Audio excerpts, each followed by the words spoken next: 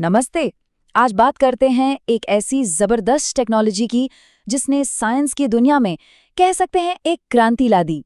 एक ऐसी चीज जिसने सिर्फ दवा और खाना बनाने का तरीका ही नहीं बदला, बल्कि जिंदगी को देखने का हमारा नजरिया ही पूरी तरह से पलट दिया।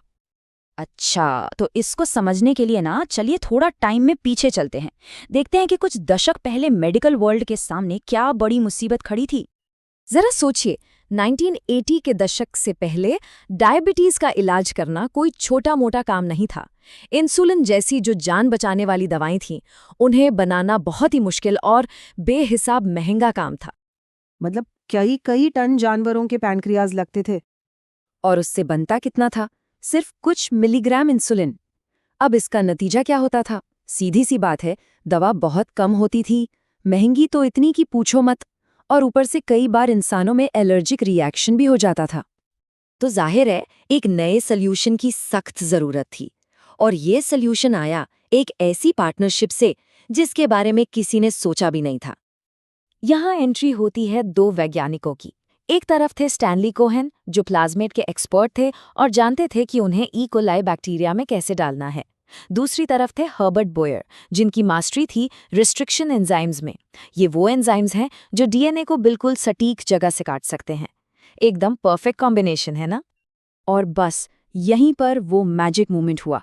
दोनों ने ये महसूस किया कि अगर वो अपनी अपनी खोजों को मिला दें तो वो कुछ ऐसा कर सकते हैं जिसे बाद में आरएनडीए टेक्नोलॉजी या जेनेटिक इंजीनियरिंग कहा गया। मतलब वो काम जो पहले नामुमकिन सा लगता था, एक जीन को एक जीव से निकालकर दूसरे में डालना। तो सवाल ये है कि आखिर उन्होंने ये किया कैसे? इसे समझने के लिए एक बहुत ही सिंपल सा, कह सकते हैं एक एनालॉजी है, जेनेटिक कैंची और गोंद। तो होता ये है, सबसे पहले एक रेस्ट्रिक्शन एंजाइम, जिसे हम कैंची कह सकते हैं, वो डीएनए से एक खास जीन को काटकर निकालता है। फिर वही कैंची एक बैक्टीरिया के प्लाज्मिड को काटकर खोल देती है। इसके बाद जो जीन हमने निकाला था उसे उस प्लाज्मिड में डाल दिया जाता है और आखिर में लाइगेज एंजाइम यानी हमारा गोंद उस जीन को प्लाज्मिड में चिपका देता है और बस बन गया हमारा रिकॉम्बिनेंट डीएनए। इसी प्रोसेस ने साइंटिस्ट को पहली बार जेनेटिकली मॉडिफाइड ऑर्गेनिज्म बनाने का रास्ता दिखाया। और इसी कमाल की चीज को, इसी पूरी मेथड को हम आज रिकॉम्बिनेंट डीएनए या आरडीएनए टेक्नोलॉजी कहते हैं। इसे जेनेटिक इंजीनियरिंग भी कहा जाता है। वाकई कोहेन और बोयर की एक शानदार कामयाबी थी। चलिए अब ये देखते हैं कि ये जो लैब में एक्सपेरिमेंट हुआ था, इसने असल दुनिया में आकर क्या क्रांति मचाई। दवा और खाने की दुनिया में इसका क्या असर हुआ? इसकी रफ्तार देखिए। 1973 में कोहेन और बोयर ने पहला रिकॉम्बिनेंट डीएनए बनाया और सिर्फ 9 साल बाद 1982 में एफडीए ने ह्यूमलिन को मंजूरी दे दी, जो पहली आरडीएनए दवा थी। फिर 1996 में जेनेटिकली मॉडिफाइड बीटी कॉटन बाजार में आ गया और हाल ही में 2020 में कोविड-19 के लिए भी रिकॉम्बिनेंट वैक्सीन बनाई गई। मतलब लैब से लेकर असल जिंदगी तक का सफर कितनी तेजी से तय हुआ। अब फायदे तो बिल्कुल साफ थे। देखिए, जहां जानवरों से मिलने वाले प्रोडक्ट्स कम मात्रा में और महंगे होते थे, वहीं रिकॉम्बिनेंट प्रोडक्ट्स ज्यादा मात्रा में और सस्ते बन सकते थे। जानवरों वाले प्रोडक्ट्स में मिलावट का खतरा था, जबकि ये एकदम प्योर होते थे।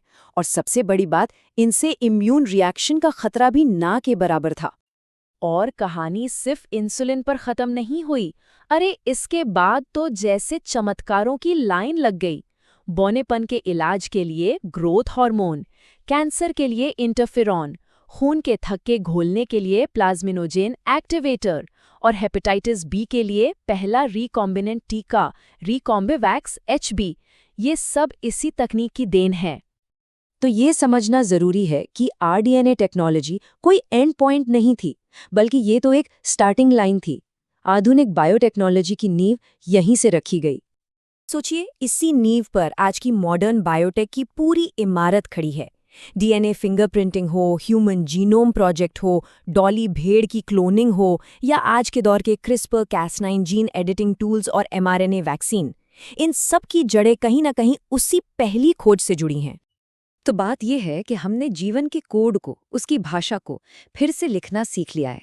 अब सवाल ये उठता है कि इस नई कलम से हमें आगे कौन सी कहानी लिखनी चाहिए।